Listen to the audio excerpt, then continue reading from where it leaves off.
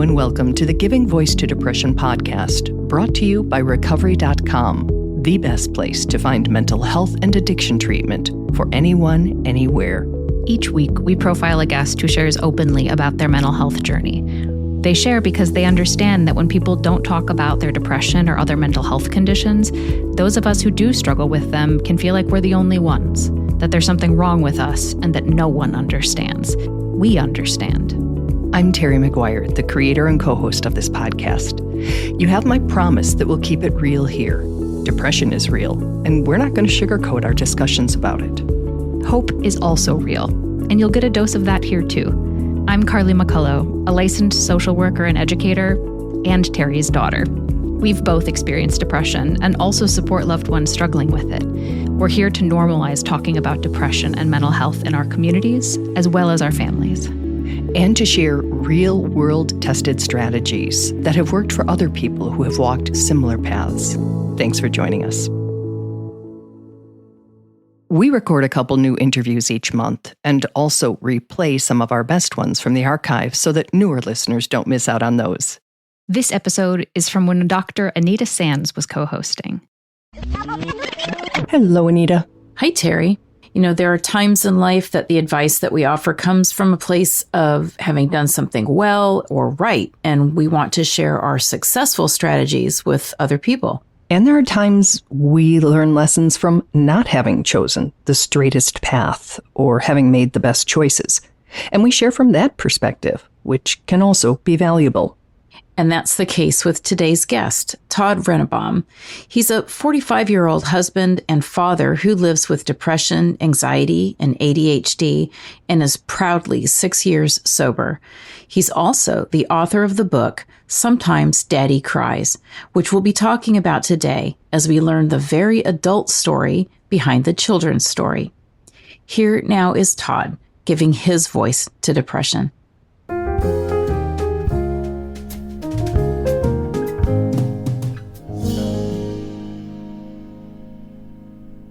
Sometimes Daddy Cries is told through the eyes of a boy whose father suffers from depression. It's written by that father, and it was born from the darkest of times. Actually, the first draft of that book was my last night of drinking.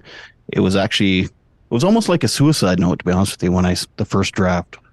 How so? How would that book have been that? My plan was I'm going to drink all the alcohol in the house. Next morning, I'm going to go to my wife and be like, look, there's no alcohol in the house. Let's keep it this way, because if it's in here, I'm going to drink it. So please stop bringing alcohol in the house. But what ended up happening was I just got so incredibly drunk. I was having suicidal thoughts for several years, and I had already had a suicide attempt at one point. So, I ended up getting really drunk, really depressed, really, suicidal that night. And I remember sitting there having this idea of writing a kid's book. It was almost like an apology to my kids, or an apology to my wife and everyone around me. And so, I say it was kind of like a suicide note because it was going to be the last thing I did before I died. So I wrote it, typed it out on my computer. I left the screen open. Yeah. And then I sat for a while. I was crying, and I was trying to decide, do I go through with it or what happens here? What ended up happening is that Todd woke his wife and asked her for help keeping him safe. She brought him to a hospital for care. Several years later, after multiple revisions of both his life story and children's story, his book begins with the lighthearted scene of a father helping his son climb a tree. The text reads, "Daddy and I have so much fun together. He is big, strong, and funny. I want to be just like him when I grow up." And that can be part of the experience of having a father with depression. So can this, which Todd reads from the book. But sometimes Daddy cries. He says he is feeling sad. Daddy needs rest, so he sleeps on the couch or in his bed. He can sleep for a long time. So I want to ask about the word sad, and it is the exact word I would use talking to children about what depression is. But if you were talking to other people with depression or living with someone with depression or supporting someone with depression, how would you describe it differently? Boy, it Because it's is. so much more than sad. Yeah, it is the feeling of, oh, Terry, you're asking hard questions today. I'm sorry, I'm a journalist. So, that's my background. No, If you're this is not up good. for it, I can keep it light. No, it's not that it's hard. It's like, not emotionally hard. It's just my brain trying to operate hard today. Okay. I would say it is debilitating. It is heavy. It's dark.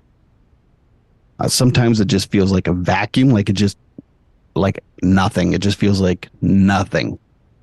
And when you think of nothing, it's not black, it's not white. You're just in a vacuum of nothingness, and that's scary. It feels like it's never ending. Even if you've only been feeling it for 5 minutes, it feels like this is the rest of my life now is going to feel like this. And I don't know how to, this is just how I am now. Yes. So then your brain just starts to cyclone. Yeah, it is guilt. It is shame. It is unworthiness. It's sad, and all of it together just makes you feel really sad. If you feel anything. If you feel anything, that's right. Yeah. In the book, when the father is depressed, he and the bed or couch he's on are gray in an otherwise colored illustration. In an effort to normalize and equalize illnesses, the same color treatment is used for the son when he's not well. Again, Todd reads from his book. When I get tummy aches, I need rest too. Mommy says it helps me to feel better. So let's talk about that. A tummy ache, it's beyond common, right? It's a universal experience. Everybody's had a tummy ache, and you chose that, I'm sure, intentionally. So let's talk about that comparison and why. Well, one, I grew up with a stomach ulcer as a little kid, so it was very relatable, which turns out it was because of anxiety, which turns out it was because of ADHD. And yeah, I mean, I don't know a kid that doesn't know what a tummy ache feels like. Sure. So I wanted something that, every kid can relate to or can understand. So then they can put themselves there and be like, oh, okay. Oh, I've had a tummy ache. Oh, so it's like this. Being sick in the brain or being mentally ill is just like this. And so, yeah, I picked something that would be very common that everyone could relate to.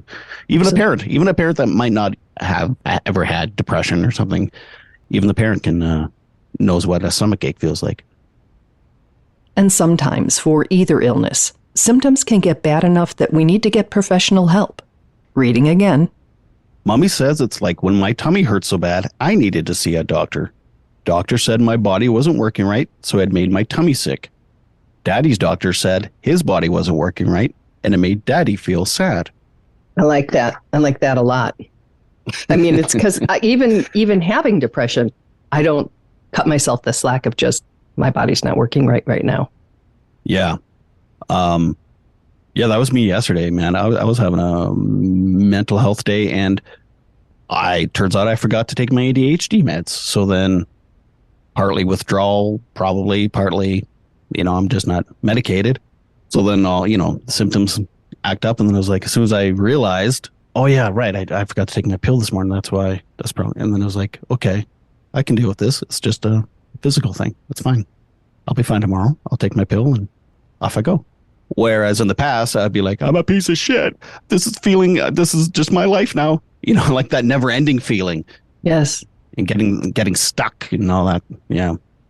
And sometimes, as the book continues, an illness can get so bad that we need more help to be safe and to recover.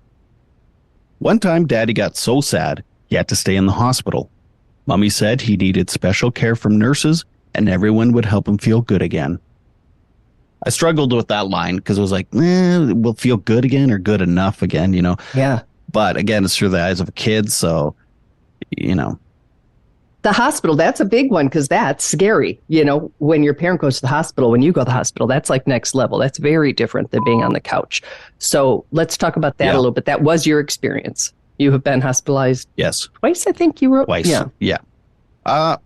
Well, technically 3 times, I guess. Okay.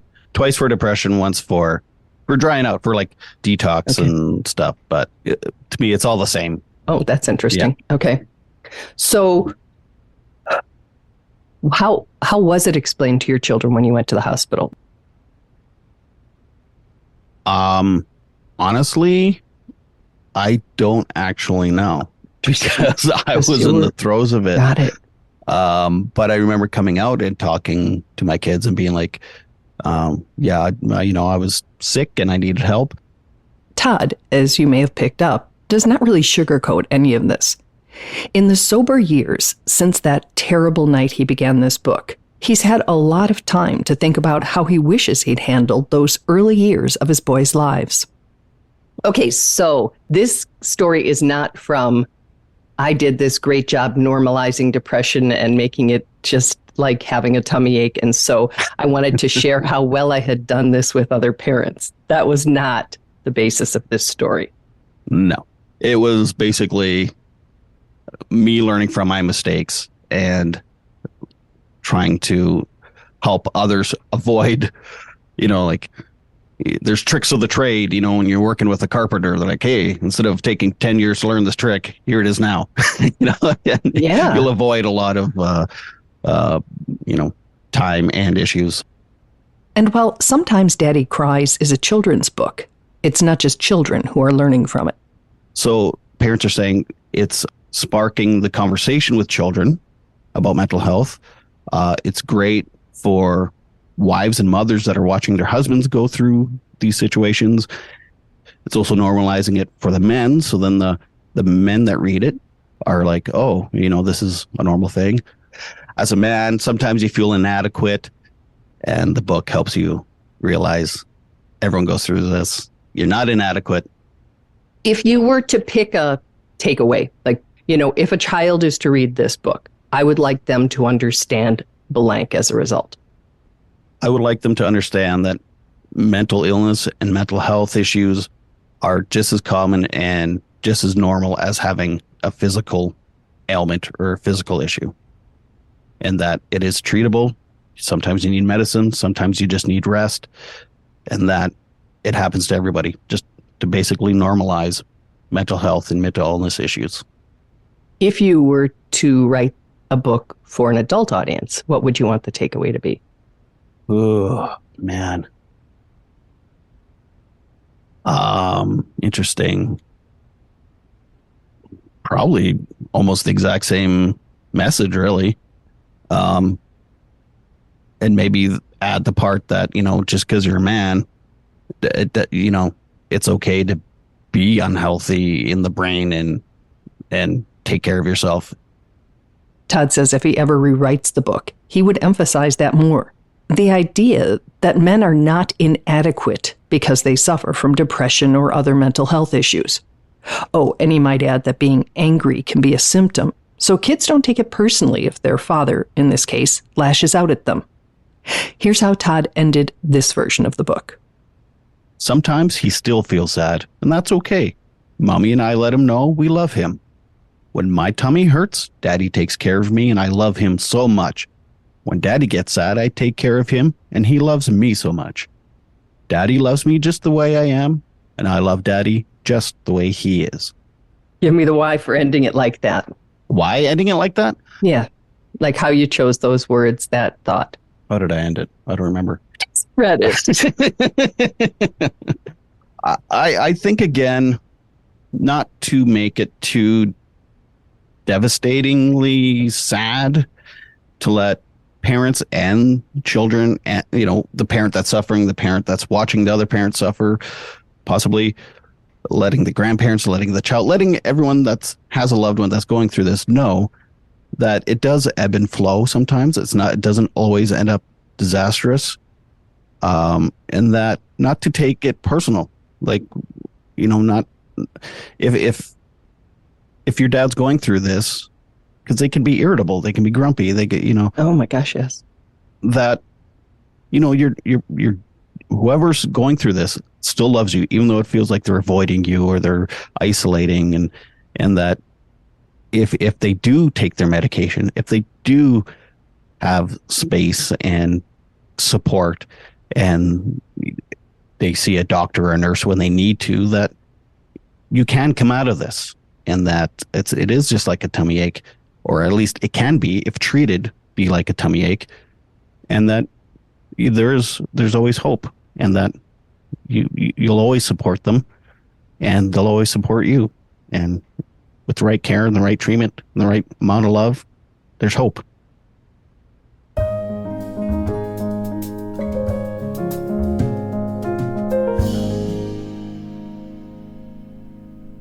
So, Terry, I'm so glad that Todd was willing to come on and talk about this. I love his book. I love the connection that he made for children, for them to understand, and I guess even for adults to understand that depression is an illness. And particularly, I still feel like we have an underdiagnosed population of men with depression, underdiagnosed probably by 50%, even though I think the statistics are something like 6 million men have depression. And, they've lived with that double stigma that many of our guests have talked about, the stigma of having a mental health issue or a diagnosis, along with the stigma of being a man with a mental health diagnosis. And so I love that in addition to the children's story, helping kids understand a parent with depression, that he's also helping men to feel like, listen, this is a real thing. It's an illness. It's okay if you have it. It's okay if you're a dad and you have it. I think that's a wonderful thing to have out there. Absolutely, Anita. And I think that the conversations sparked by reading this book may be uncomfortable. They may be difficult. But as the daughter of someone who had undiagnosed, untreated, unacknowledged, or talked about mental health issues, I can tell you that not talking about it, not acknowledging it, not naming it is very confusing. Right. Very confusing for the child. And there's sort of no way, especially when anger, when that's a symptom, it's really hard as a child to not think that whoever, and in the case of this book, again, daddy, is angry at you, that you have done something wrong, that you have upset him. And often, as we have discussed in with many of our guests, anger is just a symptom, or can be just a symptom of depression. So I think that a book like this, or any other way someone chooses to honestly and in a normalizing and non-stigmatizing way discuss the topic of illness equals illness, whether it is what we call a physical illness or a mental illness, and odd to differentiate in some ways since they're all part of the body. But I really do think this could be a great tool to start the conversation, particularly with younger children. Exactly. Yep. Bringing it out into the light, and it makes it easier for all parties. Maybe not initially, like you're saying, but eventually. And for our listeners, for the people hearing this, maybe for the first time, maybe getting a chance to think back to their parents and who may have had an undiagnosed mental health issue, and being able to think back like you do. What did I take on that maybe wasn't mine? What were they struggling with that maybe had not ever been diagnosed? It can kind of help people think about, ask some interesting questions. So thank you, Todd. Thank you, Anita. And we will be back next week with another episode.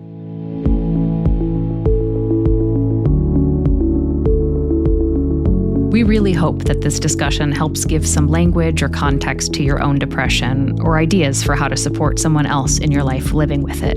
We invite you to check out the hundreds of episodes in our archive, and to explore both the Resource Hub and treatment options on recovery.com. Depression is too dark a road to walk alone. We'll be back next week.